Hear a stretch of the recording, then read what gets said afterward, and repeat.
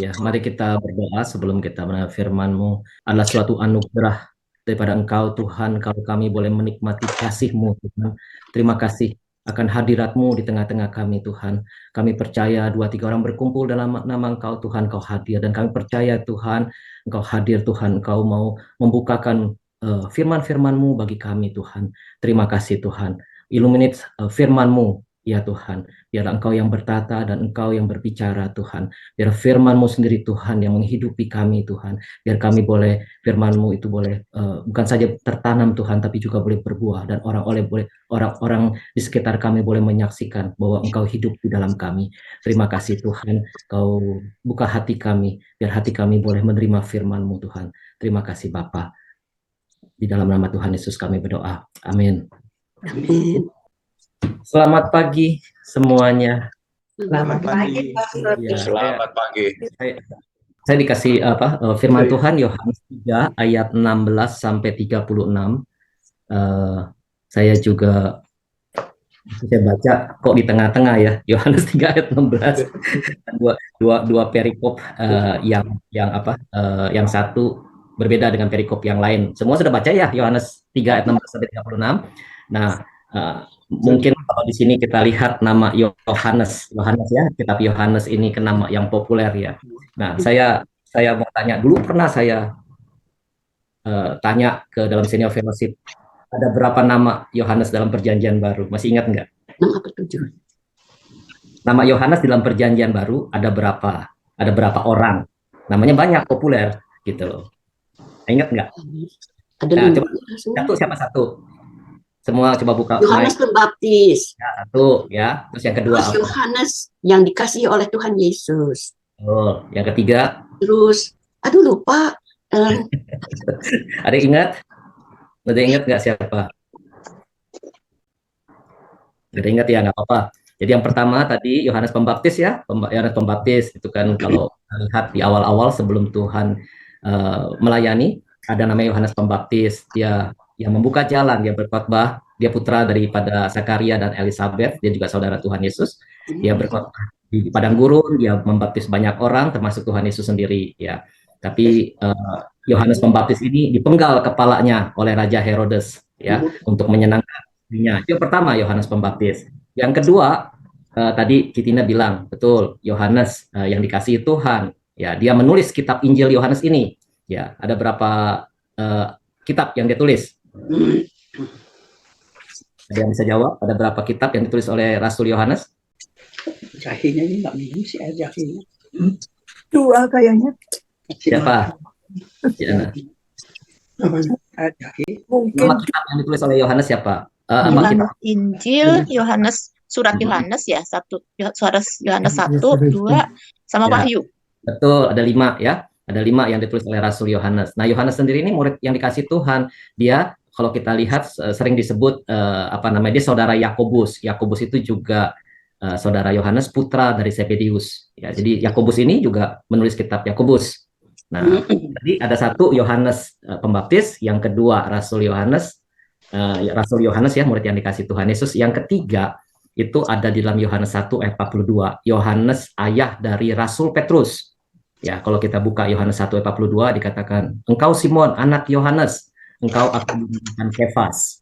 Nah, jadi ada 3 ya. Yang ketiga ini adalah Yohanes ayah dari Rasul Petrus.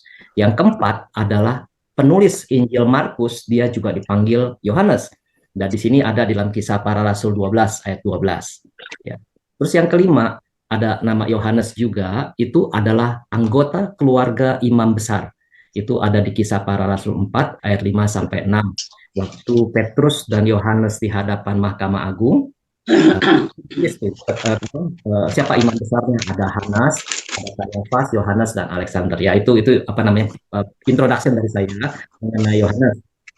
Nah, tadi Pak Sulio, saya mau tanya, yang keempat itu ayatnya di mana? di Kisah Para Rasul 12 ayat 12 itu Yohanes Markus. Kisah Para Rasul 12 ayat 12. 12 ayat 12. Thank you. Itu Markus yang penulis Injil, dia dipanggil juga Yohanes. Ya. Jadi kalau saya kecepatan di ini ya, dikasih tahu. Nah, Hari ini kita akan coba mengulas sedikit Yohanes 3 ayat 16 sampai 36. Tadi seperti saya katakan, yang ayat 16 sampai 21 itu satu perikop, ya. Itu perikop itu dikatakan percakapan dengan Nikodemus.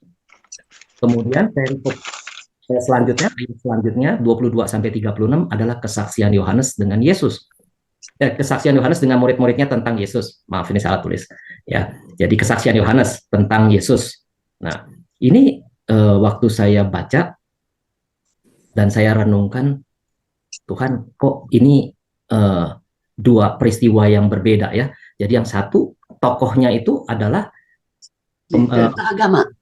Dialog, jadi dialog Tuhan Yesus Ya, bercakap. sama Nikodemus, ya, ayat 16 sampai 21 itu. Kita mau baca yang 16 sampai 21, 22 sampai 36. Jadi kita baca tuh 16 sampai 36. Jadi yang pertama itu dialog Tuhan Yesus dengan Nikodemus. Terus yang kedua, dialog antara Yohanes Pembaptis dengan murid-muridnya. Saya tanya sama Tuhan, Tuhan ini apa gitu ya? Apa benang merah? Tapi Tuhan, ya puji Tuhan, nanti saya bisa gali gitu, saya lihat-lihat gitu ya, saya baca, saya renungkan, wow, ternyata ada benang merahnya, ada hubungannya. Nah, kita akan coba belajar di sini. Sebelum saya masuk di dalam apa namanya ini, kita akan baca Yohanes 3 ayat 16 sampai 21. Yuk, bisa semua masing-masing baca satu ayat ya. Ini saya ada ininya, jadi 16 sampai 21 kita baca dulu. Ayo, silakan untuk bisa baca ya. Di sini sudah ada slide-nya, tinggal dibaca saja. Karena begitu besar kasih Allah akan dunia ini, sehingga ia telah mengaruniakan anaknya yang tunggal, supaya setiap orang yang percaya kepadanya tidak binasa, melainkan beroleh hidup yang kekal. Sebab Allah mengutus anaknya ke dalam dunia bukan untuk menghakimi dunia, melainkan untuk menyelamatkannya oleh Dia. Barang siapa percaya kepadanya, ia tidak akan dihukum. Barang siapa tidak percaya, ia telah berada di bawah hukuman, sebab ia tidak percaya dalam nama Anak Tunggal Allah. Ya, that's it. Selanjutnya dong, orang lain kan satu-satu. Dan inilah hukuman itu. Ya. Silakan. Dan inilah hukuman itu, terang telah datang ke dalam dunia, tetapi manusia lebih menyukai kegelapan daripada terang, sebab perbuatan-perbuatan mereka jahat. Sebab barang siapa berbuat jahat, membenci terang dan tidak datang pada terang itu, supaya perbuatannya yang jahat itu tidak nampak. Tetapi barang siapa melakukan benar, dia datang kepada terang, supaya menjadi nyata bahwa perbuatan-perbuatannya dilakukan dalam Allah. Oke, ya. Itu tadi yang kita sudah baca ya, 16 sampai 21. Nah, tadi saya sudah share bahwa ini adalah pembicaraan Tuhan Yesus dengan Nikodemus. Nah, bisa kasih bisa share. Nikodemus siapa sih ya? Nikodemus. Mungkin ada yang belum tahu Nikodemus siapa Nikodemus? Dia pemuka agama kan, dia kepala agama. Jadi dia sebenarnya mengetahui mengenai hukum, Taurat dan sebagainya. Ya. Jadi Nikodemus itu orang Farisi, betul, seorang pemimpin agama Yahudi, seorang pengajar Israel. Nah, dia bertemu. Jadi saya sebelum masuk ke ayat 16 saya mau background-nya dulu ya, latar belakangnya. Jadi Nikodemus ini ketemu dengan Tuhan Yesus itu malam-malam. Malam-malam dia situasi malam karena dia malu sama teman-temannya kalau misalnya dia ngundang Yesus gitu ya, berbicara. Nah, di situ saya tadi saya minta share screen lagi. Jadi ayat 16 ini, karena begitu besar kasih Allah akan dunia ini, saya highlight ya. Jangan diganti-ganti. Begitu besar kasih Allah akan dunia ini. Kasih Allah itu besar, luas, dan luas sekali. Dan saya ambil dalam 1 Timotius 2 ayat 3 sampai 4 dikatakan begini. Itulah yang baik dan yang berkenan kepada Allah juru selamat kita, yang menghendaki supaya semua orang diselamatkan dan memperoleh pengetahuan akan kebenaran. Jadi bukan saya saja, enggak, Tuhan Yesus mau bahwa semua orang diselamatkan dan memperoleh pengetahuan akan kebenaran. Ya, di sini juga karena begitu besar kasih Allah akan dunia ini, dalam Efesus 3 ayat 18 sampai 19. Ada yang bisa bacakan? Aku berdoa supaya kamu bersama-sama dengan segala orang kudus dapat memahami betapa lebarnya dan panjangnya dan tingginya dan dalamnya kasih Kristus, dan dapat mengenal kasih itu sekalipun ia melampaui segala pengetahuan. Aku berdoa supaya kamu dipenuhi di dalam seluruh kepenuhan Allah. Ya, jadi ini baru sepotong ayat 16 ini, karena begitu besar kasih Allah akan dunia ini. Jadi kita di sini Paulus ya, di sini berdoa Paulus, ya. kita semua bersama orang kudus ya, kita dapat memahami betapa lebar, panjang, tinggi, dalamnya kasih Kristus. Dalamnya kasih Yesus. Tadi kita sudah nyanyikan juga tentang kasih Tuhan Yesus ya. Nah, terus penggalan ayat 16 yang lain, sehingga ia telah mengaruniakan anaknya yang tunggal. Saya ambil dari Roma 8 ayat 32. Bisa bacakan? Ia yang tidak menyayangkan anaknya sendiri, tetapi yang menyerahkannya bagi kita semua. Bagaimanakah mungkin ia tidak mengaruniakan segala sesuatu kepada kita bersama-sama dengan dia?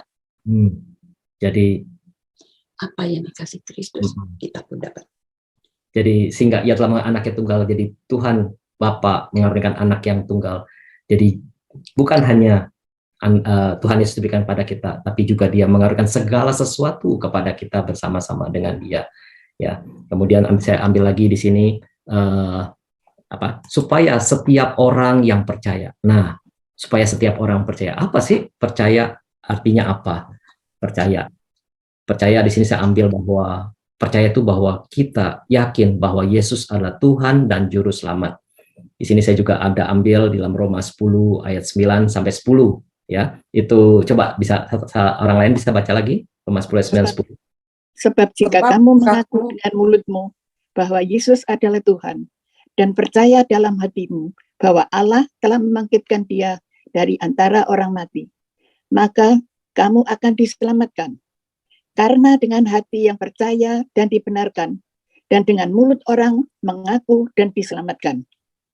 Amin. Ya, ini artinya percaya bahwa kita yakin bahwa Yesus adalah Tuhan dan Juru Selamat.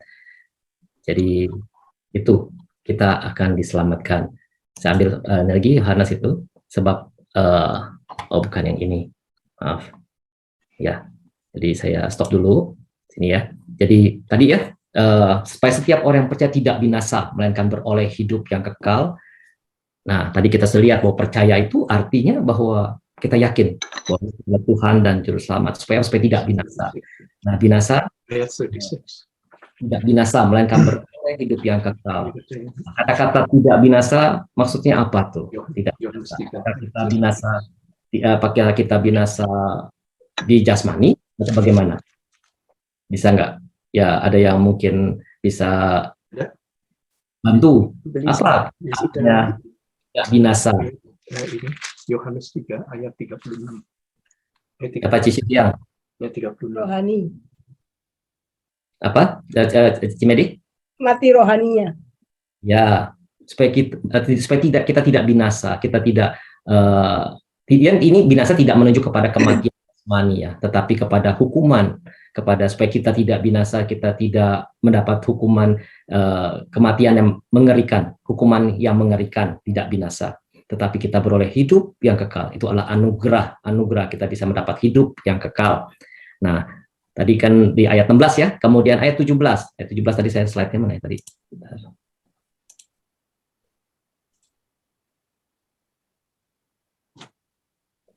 Ya, sebab Allah mengutus anaknya ke dalam dunia bukan untuk menghakimi dunia, melainkan untuk menyelamatkannya oleh Dia. Bisa ditangkap nggak ini? Allah mengutus anaknya ke dalam dunia bukan untuk menghakimi, melainkan untuk menyelamatkannya oleh Dia. Saya meng-highlight di sini ya, bukan ayat yang 17 ya. Allah mengutus anaknya ke dalam dunia bukan untuk menghakimi dunia, melainkan untuk menyelamatkannya oleh Dia. Ada beda antara menghakimi dunia dan menyelamatkannya. Nah, saya highlight di tadi ya, menghakimi dunia. Allah mengutus anaknya ke dalam dunia bukan untuk menghakimi dunia, melainkan untuk menyelamatkannya oleh Dia. Pernah pernah dengarkan ya bahwa waktu Nabi Nuh, Tuhan mengirim air bah untuk apa? Untuk apa, Ci Inga? Memusnahkan atau menghakimi. Menghakimi dunia, betul, menghakimi dunia.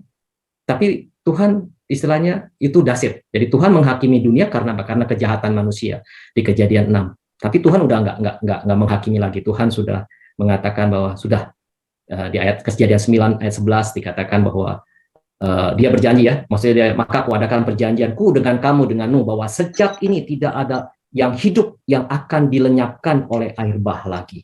Jadi di situ tidak akan ada air bah untuk memusnahkan bumi. Jadi itu waktu itu Tuhan menghakimi dunia. Tapi di sini Tuhan mengutus anaknya bukan untuk menghakimi dunia. Beda loh, beda. Tetapi untuk menyelamatkannya oleh dia. Jadi kalau kita lihat waktu dulu, kalau Tuhan menghakimi dunia, kesannya apa? Wow, Tuhan menghukum. Namanya menghukum itu apa ya? Menghakimi kan menghukum ya. Jadi seperti kayak jam ya. Itu image perjanjian lama bahwa Tuhan tuh menghukum. Tapi di sini di perjanjian baru enggak. Tuhan mengurus anaknya bukan untuk menghakimi, tapi untuk menyelamatkannya oleh dia. Itu purpose-nya, purpose Tuhan Yesus datang, purpose Tuhan Yesus diutus sama Tuhan. Ya. Terus udah gitu, tadi ayat 17 ya, saya langsung masuk lagi ke ayat yang ke-18. Panjang ini, Ci Inge, kasih saya. Tapi puji Tuhan, waktu saya bergali-gali ternyata luar biasa firman Tuhan ini. Ayat 18, barang siapa percaya kepadanya, ia tidak akan dihukum. Barang siapa tidak percaya, ia telah berada di bawah hukuman, sebab ia tidak percaya di dalam nama Anak Tunggal Allah. Di sini saya garis bawahi, percaya tidak akan dihukum, tidak percaya telah berada di bawah hukuman. Jadi itu janji Tuhan bahwa kita percaya, ya tidak akan dihukum. Nah, di sini yang saya mau garis bawahi, apa sih maksudnya? Tidak percaya, ia telah berada di bawah hukuman. Nah, ini waktu saya baca-baca, apa sih maksudnya? Barang siapa tidak percaya dalam nama Anak Tunggal ya, ia telah berada di bawah hukuman. Ternyata yang kata telah berada itu, ia telah berada di bawah hukuman. Mungkin kita bisa baca berkali-kali, ia telah berada di bawah hukuman kalau kita tidak percaya. Itu artinya bahwa kita sudah memang ada, sudah masuk di dalam hukuman kalau kita tidak percaya. Atau dikatakan, barang siapa tidak percaya, ia sudah ada di dalam hukuman. Ia sudah terjerat di dalam hukuman itu. Nah, maksudnya itu. Ini ada di dalam slide berikutnya. Nah, inilah hukuman itu. Ayo, bisa tolong bacain ayat 19, 20, 21. Jadi kita bisa ini. Dan inilah hukuman itu. Ayo. Satu. Siapa? Ingrid, boleh Ingrid. Nanti Siska. Oke, dan inilah hukuman itu. Terang telah datang ke dalam dunia, tetapi manusia lebih menyukai kegelapan daripada terang, sebab perbuatan-perbuatan mereka jahat. Sebab barang siapa berbuat jahat, membenci terang, dan tidak datang kepada terang itu, supaya perbuatan-perbuatannya yang jahat itu tidak nampak. Ayat 21, siapa? Yang lain yang belum baca, bisa silahkan baca. Saya ya, tetapi boleh. Ayat 21. Tetapi barang siapa melakukan yang benar, ia datang kepada terang, supaya menjadi nyata bahwa perbuatan-perbuatannya dilakukan dalam Allah. Nah, itu dia. Jadi, tadi kan ya, barang siapa percaya kepadanya, ia tidak akan dihukum. Tetapi barang siapa tidak percaya, ia telah berada di bawah hukuman. Nah, jadi maksudnya telah berada di bawah hukuman, ada di ayat ini nih, 19, 20, 21. Yang pertama bahwa telah berada di bawah hukuman, yang pertama maksudnya adalah menyukai kegelapan daripada terang dan membenci terang. Barang siapa tidak percaya, ia telah berada di bawah hukuman. Maksudnya apa? Menyukai orang yang telah berada di bawah hukuman, dia menyukai kegelapan daripada terang. Dia membenci terang. Jadi dia tidak sadar bahwa dia hidup di dalam dosa. Jadi dia orang yang tidak percaya itu secara normalnya dia tidak sadar. Dia lebih menyukai kegelapan daripada terang dan dia membenci terang. Dan dia akan hidup terus di dalam dosa. Maka dikatakan ia telah ada di bawah hukuman, telah berada, sudah masuk, sudah terjebak di dalam hukuman. Dan iblis buat kita menyenangi hidup. Iblis membuat kita menikmati hidup di dalam dosa. Kita nggak sadar. Nah, itulah kita nggak sadar, kita hidup di dalam dosa. Kita telah berada di bawah hukuman. Iblis membuat kita nggak sadar, kita sudah ada di dalam hukuman. Itu yang pertama. Yang kedua, maksudnya kita telah berada di bawah hukuman apa? Ada suatu penderitaan. Kita telah berada di bawah hukuman, kita menderita. Secara nggak langsung kita menderita. Kita hidup di dalam dosa. Suatu penderitaan apabila hidup di dalam dosa. Ya. Jadi penderitaannya karena kita hidup dalam kegelapan bukan terang. Jadi misalnya begini, penipuan, manipulasi, kita mengutamakan dunia, kita sukses dalam duniawi, kita serakah, itu semua adalah penderitaan dari hidup di dalam dosa. Kelihatan sih enak bahwa kita sukses dalam dunia ya, kita nyaman, senang, kita meriah, kita kaya, tetapi ada penderitaan yang orang lain nggak tahu. Orang yang kaya belum tentu dia ada damai yang sejati, belum tentu dia ada kesenangan yang sejati. Mungkin dia hidup dalam ketakutan, mungkin dia hidup dalam khawatir, mungkin dia hidup dalam stres. Nah, itulah yang dikatakan bahwa barang siapa tidak percaya, ia telah berada di bawah hukuman. Ia telah berada di bawah hukuman. Nah, itu satu perikop yang Tuhan Yesus bicara kepada Nikodemus. Kemudian saya akan coba masuk ya di dalam perikop yang kedua, yang berbeda. Tadi perikop tentang Tuhan Yesus dengan Nikodemus, sekarang perikop tentang Yohanes di dalam Yohanes 3 ayat 22 sampai 36. Karena panjang saya nggak masuk dalam slide, tetapi saya mau saya yakin semua sudah baca ya Yohanes 3 ayat 22 sampai 36. Perikopnya kan berjudul tentang kesaksian Yohanes tentang Yesus. Nah, di sini garis besarnya adalah dialog Yohanes Pembaptis dengan muridnya yang mempertanyakan tentang Yesus yang membaptis juga. Nah, latar belakangnya kita baca ayat 22 bahwa Yesus tuh sama murid-muridnya pergi ya sama murid-murid ke tanah Yudea, dia membaptis. Oke. Kalau mungkin makanya saya waktu itu perikop saya bagi sebab saya tahu itu isinya padat sekali dalam sekali. Jadi kalau mau dikelarin dalam satu sayang sekali. Makanya waktu itu saya bagi jadi 2. Dan lagi sekarang yang perikop berikutnya itu juga banyak nugget-nugget emas dalam situ ya. Jadi saya pikir apa saudara nggak tahu Pak Surliu atau ini mau kita teruskan lain kali. Jadi maybe saya kalau lihat begini Yohanes itu isinya very padat. Jadi saya waktu itu saya juga mikir orang kayaknya senangnya satu perikop, tapi waktu itu kita lagi mau banyak belajar tentang lahir baru, sebab itu juga sangat penting. Tapi sekarang juga tentang ini betapa besar kasih karunia juga penting sekali. Saya nggak mau dicepet-cepetin, nanti jadi kayaknya asal kelar aja gitu ya. Jadi maybe saya ngeliat untuk yang berikutnya, saya bakal lebih pendek-pendek lagi. Kali satu perikop selalu saya bagi 2. Maybe. Sebabnya sayang kalau kalian itu cuma, sebab kita kan sekarang lagi mau belajar sama-sama, bukannya mau cepet-cepetan asal kelar, kita udah baca Yohanes, kayak gitu kan, enggak. Kita mau benar-benar menyerapi semua firman Tuhan. Dan jangan sampai ada yang kelewatan. Jadi bagaimana saudara? Mobil pendek lagi 3 ayat cukup. Teruskan next time. Ya, saya kira setuju. Saya setuju. Ini sudah padat, saya kira. Iya. Betul. Jadi lebih bisa dicamkan. Iya. Nanti Supaya kita bisa cernakan ya. Iya. Jadi kita bisa camkan dulu. Oke, jadi gimana semua setuju gitu? Setuju. Cuma saya ada pertanyaan nanti terus terang saya yang belum mengerti soal gelap sama terang tadi. Itu maksudnya dari Yesus terhadap Nikodemus. ya, dia menjelaskan tentang yang tadi saya katakan bahwa barang siapa yang tidak percaya, ia telah berada di bawah hukuman. Saya tadi mau menjelaskan kata-kata telah berada di bawah hukuman.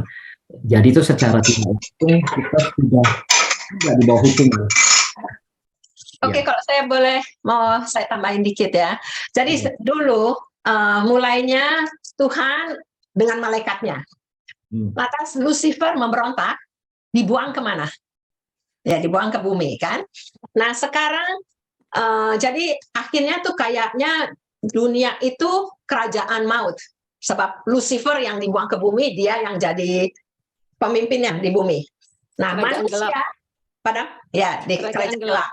Ya. Sekarang manusia doanya di Firdaus, dalam hadirat Tuhan. Totonya manusia juga berdosa. Dibuang kemana? Ke bumi juga. Jadi sekarang akhirnya manusia itu tadi yang dibilang berada sudah di dalam hukuman, di dalam kerajaan gelap.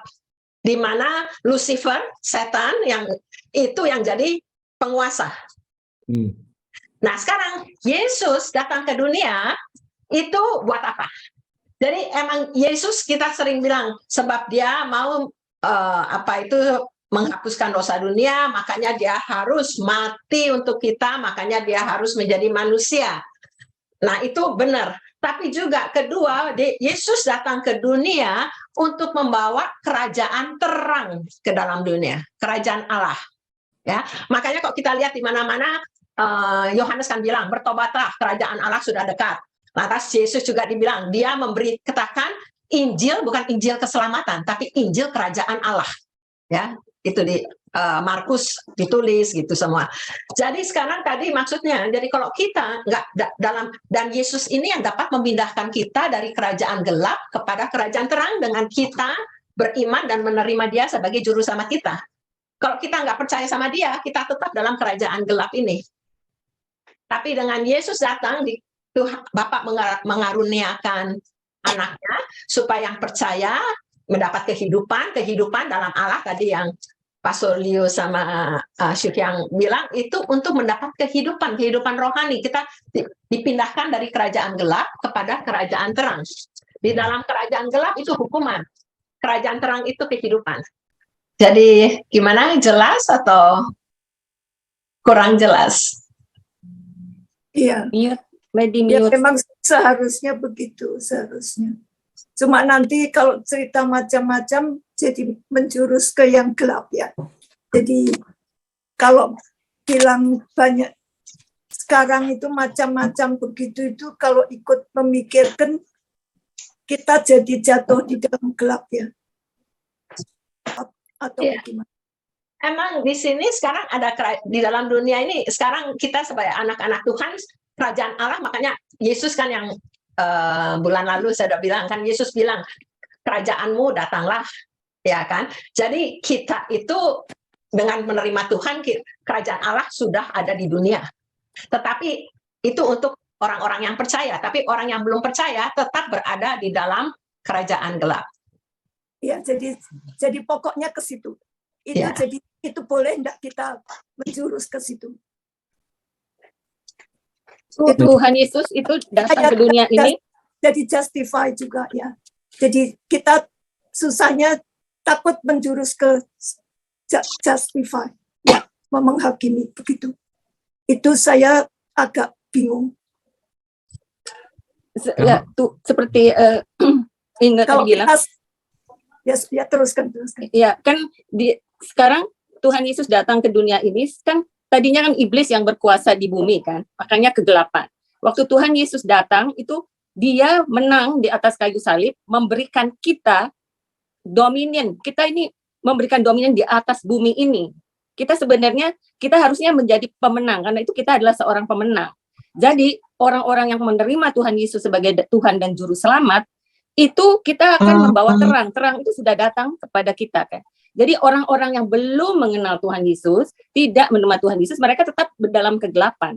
Karena itu Tuhan Yesus bilang kepada Nikodemus, kamu tidak akan bisa mengerti ini semua, tidak bisa hidup dalam terang ini, kalau engkau tidak lahir baru. Dengan kata lain, engkau tidak menerima Tuhan Yesus sebagai Tuhan dan Juru Selamat. Jadi kegelapan itu, kejahatan itu akan selalu ada di sekeliling kita. Karena ada yang menerima Tuhan Yesus, ada yang enggak. Tapi sebenarnya sebagai orang-orang Kristen, kita sebagai orang-orang yang lahir baru, sebagai orang-orang yang telah menerima Tuhan Yesus, kita nih harus bisa mengalahkan kejahatan, mengalahkan iblis. Karena iblis itu sebenarnya sudah dikalahkan oleh Tuhan Yesus. Jadi kita nggak usah confuse misalnya, oh kita jatuh ke dalam kejahatan, atau kita ada Tuhan Yesus yang di dalam kita, ada Holy Spirit yang memimpin kita, yang akan menunjukkan jalan, yang mengajar kita. Yang kemarin Billy itu mengajar kita, menunjukkan kesalahan itu. Oke, saya sebentar ya. Ini di Matius 4 ayat 23 yang tadi saya bilang. Dikatakan di sini Matius 4 ayat 23, kalian catat aja. Yesus pun berkeliling di seluruh Galilea. Ia mengajar dalam rumah-rumah ibadat dan memberitakan Injil Kerajaan Allah. Ya, jadi di sini bukan Injil keselamatan, sebab Yesus datang emang untuk menyelamatkan dunia, tapi juga untuk membawa kerajaan Allah ke dalam dunia. Jadi mau ngambil balik dari setan. Nah, sekarang di Kolose 1 ayat 13, ini Kolose 1:13 dikatakan, ia yaitu Yesus telah melepaskan kita tuh orang-orang percaya dari kuasa kegelapan. Tadi yang ngomong kegelapan itu, dan memindahkan kita ke dalam kerajaan anaknya yang kekasih. Di dalam dia kita memiliki penebusan, yaitu pengampunan dosa. Jadi di sini nyata sekali bahwa emang kita semuanya yang tidak menerima Yesus telah tinggal dalam kegelapan. Tadi kan yang dia. Tapi di sini karena kita menerima Yesus, ya Yesus memindahkan kita dari kegelapan, lantas dipindahkan kepada kerajaan Allah. Ya, melalui tadi yang di dalam kita memiliki karena penebusan dan pengampunan dosa kita.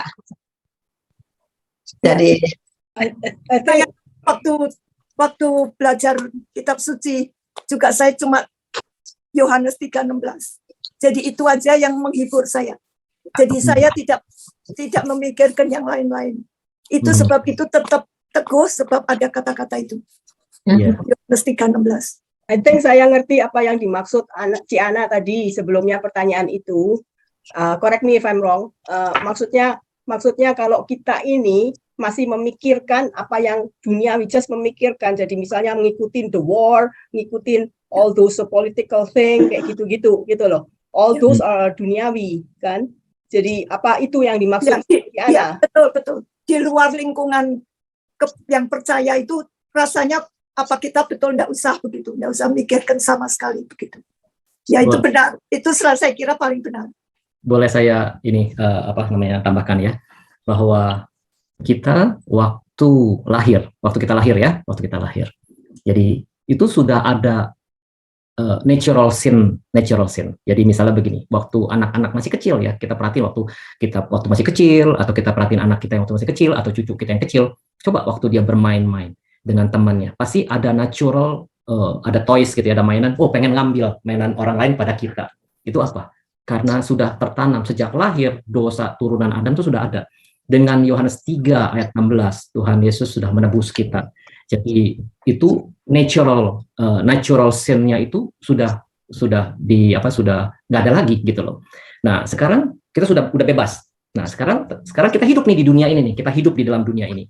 Kita sudah bebas. Tetapi dengan kitanya menerima Tuhan Yesus sebagai Tuhan dan Juru Selamat, kita ada Roh Kudus. Kita tetap ada di dalam dunia yang penuh dengan, pertama ada 3 yang kalau saya catat pada waktu kita hidup di dunia ini. Waktu kita sudah dilahirkan baru, 3 yang saya catat ya. Yang pertama adalah iblis.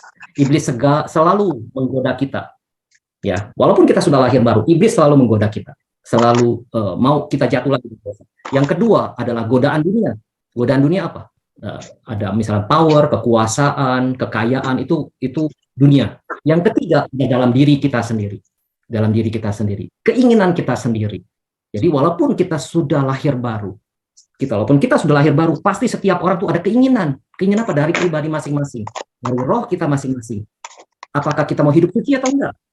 Kita sudah dikasih roh Tuhan, ya. Kita sudah dikasih Tuhan, roh dalam tubuh kita. Tapi ada roh dari diri kita sendiri. kita pengen ini. Nah, itu keinginan. Jadi ada 3. Setelah kita lahir baru, kita harus hadapi 3 ini.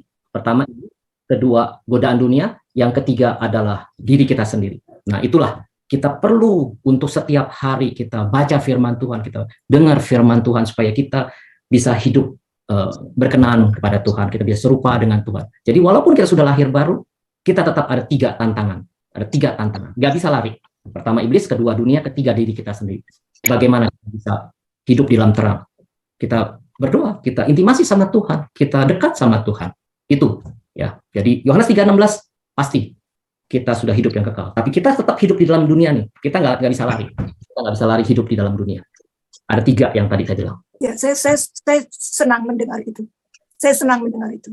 Sebab itu selalu ada, terutama ini aktivitas yang sama saya dengar macam-macam baik sekali. Ada satu saya tambahkan juga, ini sebagai les, bagaimana itu kita mesti menghadapi keadaan semua yang kita bingung. Sebenarnya itu di dalam diri kita, tadi sudah dibilang Pak Sulio, banyak sekali itu 5:22, yaitu Galatia. Itu les pengontrolan diri. Itu ada termasuk di situ. Itu buah roh. Saudara kalau baca itu list 1:1, masukkan itu ke dalam hati, jangan di dalam otak. Kalau otak kembali lagi bakal bilang, tadi doanya David juga bilang itu jadi reasoning. Itu terjadi, tapi masukin dalam hati. Itu les baca aja. Galatia 5:22. Itu banyak sekali, itu salah satu pengontrolan diri, buah roh. Kalau itu belum bisa dikuasai, semua terjadi. Cuman itu aja, baca aja lah, itu sendiri kita di rumah kan bisa baca. Ya. Tapi yang gitu-gitu saya sudah ingat, yang gampang-gampang. Tapi kemauan kita kan ada. Ya, semua itu kemauan dari diri kita. Yang tadi bilang semua, baca semua. Tiap kali keluar di mana-mana, everywhere gitu. Jadi itu kita handle itu harus, itu berat sometimes itu sering kalau banyak itu macam-macam. Saya juga bilang, kalau saya katanya suruh banyak love your neighbor, your friend, whatever, lebih baik kalau diri sendiri aja bersih, rasanya sudah good gitu. Sudah good kalau diri sendiri bersih gitu. Itu susah, ya. Ya, ini yang saya ngalami. Kalau saya itu mulai bilang, wah ini begini, ini gitu. Saya bilang, setan, in the name of Jesus, jangan dekat-dekat kuping, jangan masuk ke dalam. Saya selalu bilang begitu. Ini hanya cara saya ya. Itu selalu kita bisa menyadarkan bahwa semua itu digituin aja. Tapi saudara punya cara masing-masing. Kalau nggak punya cara, kita selalu dijeblos sama setan. Saya mau tambahin dikit ya, Yakobus 4:7. Emang tadi kan Steve bilang bahwa dia selalu resist the devil. Tapi bagaimana kita bisa berkemenangan dengan resist the devil adalah tunduklah kepada Allah dan lawanlah iblis. Jadi sebelum kita bisa lawan iblis, kita mesti tunduk kepada Allah dulu, baru kita bisa lawan iblis. Ya. Kalau saya itu yes dan amin. Tunduklah tuh yes dan amin. Tidak ada lagi ngomongan pinggiran. Ini sifat saya begitu. Jadi biarlah itu menjadi berkat bahwa itu dipinggirkan. Thank you.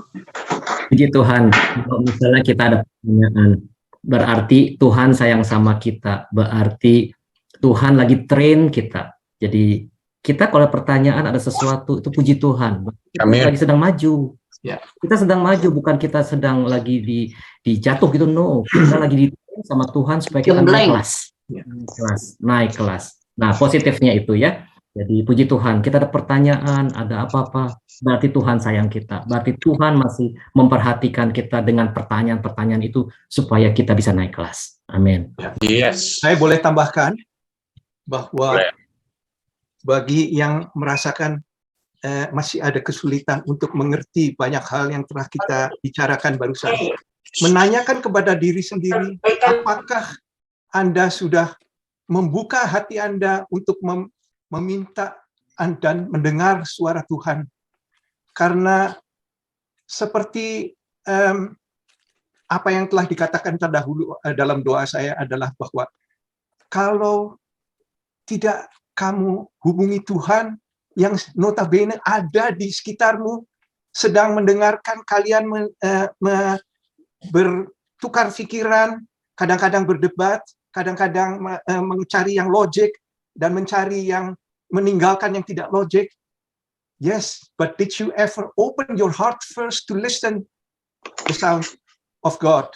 Karena banyak juga yang kita telah dengar adalah what a friend in Jesus we have, all our sins and grief to bear. What a privilege to carry everything to God in prayers. Have we done this? Have we done this hour? To open our heart to listen to His voice, who is the only Savior that helps you. Itulah yang kita harus teliti di dalam hati kami masing-masing dan menjawab pertanyaan masing-masing. Saya senang sekali mendengar comments dari Steve mengenai itu, dari Xiu Hyang mengenai itu, dan terutama juga dari Pastor Leo dan Inge. Tetapi bagi orang-orang yang masih mempunyai kesempatan, bukalah hati untuk menerima petunjuk daripada Tuhan, because that is the most valuable things to do. Terima kasih. Ya, dengan itu saya mau menambahkan juga, untung kami berdua senangnya itu lagu-lagu itu, mendengarkan semua pujian. Itu saya tiap hari kebanyakan saya masang sendiri, itu yang bikin kuat. Jadi selalu memuji Tuhan, itu number one. Itu saya utamakan. Ya, saya juga kalau menyiapkan lagu-lagu itu menolong kalau buat saya. Sebab lagu-lagu itu, iya, kata-katanya itu bukan cuma kata-kata, itu firman Tuhan isinya. Seringnya.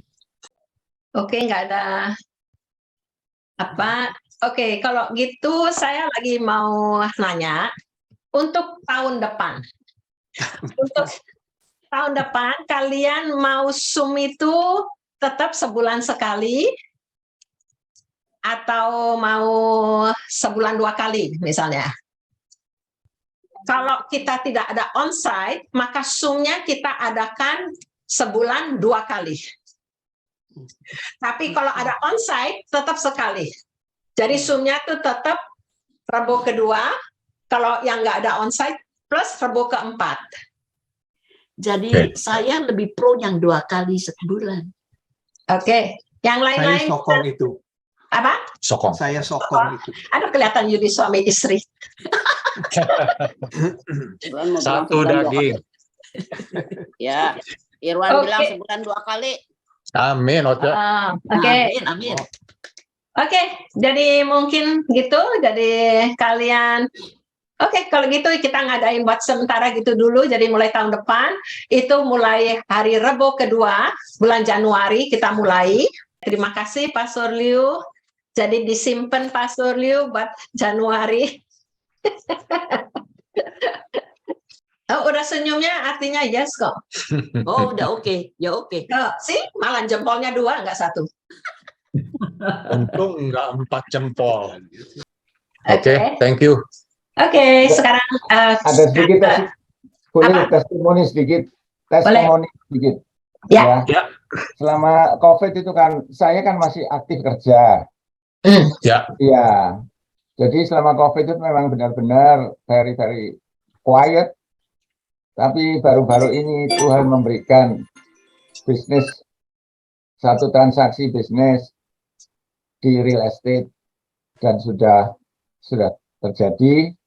Tuhan selalu memberkati dengan transactions, dan puji Tuhan dan bersyukur, terima kasih. Waktu itu saya doanya tuh, oke, kalau saya nanti deal ini dapat, saya akan saksi gitu. Dan kebetulan dia sekarang sharing ya sekarang. Saksi, mengucap syukur kepada Tuhan, dan Tuhan begitu baik memelihara kami sekeluarga senantiasa dalam nama Tuhan Yesus Kristus. Amin. Bapak surgawi yang kami kasih dan kami kagumi, Engkau sungguh luar biasa Bapak. Tiada terasa waktu sudah berlalu sekian banyak, tetapi yang kami terima, Tuhan, begitu kaya, begitu dalam, sehingga kami merasa penuh pada saat ini. Sehingga kami itu harus merenungkan kembali apa yang sudah kami dengar melalui Pastor Liu, yang sudah berbagi dengan kita segala keindahan mengenai kasih-Mu Tuhan. Masih banyak hal yang pasti kurang jelas bagi kami pada saat ini, kami yakin dan kami percaya bahwa Engkau akan menuntun masing-masing kami ini. Bapak, saat ini juga hamba mau mengambil kesempatan ini untuk menyatakan puji syukur kami kepada Engkau, karena Engkau telah memberkati kawan-kawan kami yang dalam ruangan ini dengan hadirat-Mu. Hamba mau mengucap syukur dan memberikan pengucapan syukur kepada Engkau untuk Susi, pemimpin kami di dalam hal sport ini Tuhan, latihan olahraga untuk fisik kami. Kami mengucap syukur dan berterima kasih untuk fasilitator yang setahun ini sudah boleh memimpin grup kecil ini, Bapak. Kami mengucap syukur kepada semua pengerja yang ada hadir di dalam ruangan ini untuk peran mereka sebagai your servant, Tuhan, melakukan pekerjaan-Mu di gereja kami. Kami bersyukur untuk kesempatan facilitation daripada Inge dan Steve dalam Zoom ini, yang dengan begitu setia melakukan pekerjaannya. Bapak, sungguh tiada ada Allah lain kecuali Engkau yang dapat melakukan itu, karena Engkau adalah kasih yang sungguh sejati, Bapak. Dan kami bersyukur kami ini adalah anak-anak-Mu yang boleh selalu datang dekat kepadamu untuk berdoa dan berkata-kata kepada Engkau. Bapak, terima kasih untuk saat ini. Meskipun kami berpisah pada hari ini, biarlah Kau pertemukan kami kembali nanti pada hari Minggu yang akan datang, atau nanti pada pertemuan dalam pribadi kami di gereja tanggal 3 Desember yang akan datang. Kami mengucap syukur Tuhan untuk waktu yang kami pakai untuk memuliakan Engkau. Terima kasih Bapak akan kasih setia-Mu, akan anugerah Kamu yang luar biasa ini. Semua ini hamba sebutkan di dalam nama Tuhan Yesus, Juru Selamat kami yang baik. Terima kasih Bapak. Amin.